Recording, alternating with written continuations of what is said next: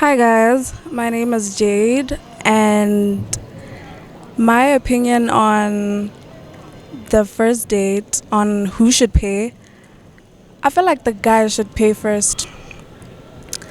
Honestly, you can ask me out and expect me to pay first. You have to pay. But at some point, if like either his card declines or something just happens, I'll pay. But just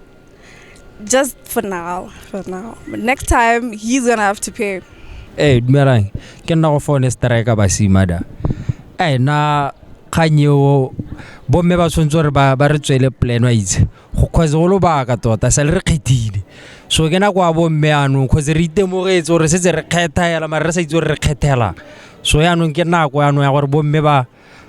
ba tswe plan e tlwaetseng ba re ntse di out le rona ba re rekile t-shirt tsa di bolo wa go nne monate dumelang betso nna ke nna Bothumbise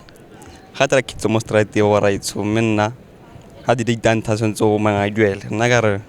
sentse re duele 50-50 cause re zile go itsana pele